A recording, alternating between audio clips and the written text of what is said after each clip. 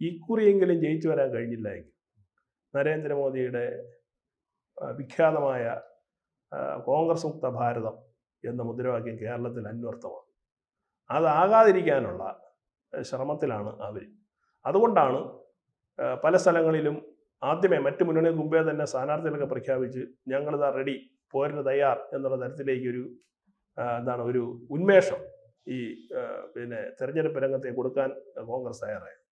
മറുഭാഗത്ത് BJPയെ സംബന്ധിച്ചിട്ട് അവർക്ക് അവരുടെ ജനങ്ങളിൽ എത്രത്തോളം അവർക്ക് വിശ്വാസമുണ്ട് എന്ന് തെളിയിക്കാനുള്ള ഒരു അവസരമാണ് അവരുടെ മുന്നിൽ വരുന്നത്.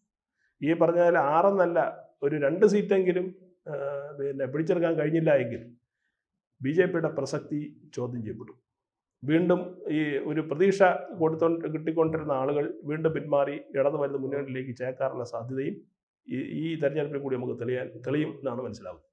അതൊരു പ്രധാനപ്പെട്ട കാര്യമാണ്. കാരണം BJPക്ക് മുന്നേറ്റം ഉണ്ടാക്കാൻ കഴിഞ്ഞില്ലെങ്കിൽ ഈ അങ്ങോട്ടേക്ക് പോയ ഹൈന്ദവ വോട്ടുകൾ പലതും തിരിച്ചു വരും, UDFിലേക്കോ യാതൊരു തർക്കമില്ല. കാരണം നമ്മൾ ശബരിമല പ്രക്ഷോഭത്തിന്റെ സമയത്ത് നമ്മൾ കണ്ടതാണ്.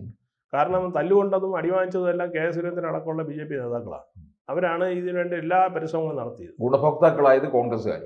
അവർ ഗാലറിയിൽ നിന്ന് കളി കണ്ടു, അവർക്ക് സുഖമായിട്ട് സംഭവം കിട്ടി. ഇപ്പോൾ കൂടുതൽ വാർത്തകളും വിശേഷങ്ങളും നിങ്ങളിലേക്ക് എത്താൻ ABC മലയാളം സബ്സ്ക്രൈബ് ചെയ്യുക, ബെൽബട്ടനും അമർത്തുക.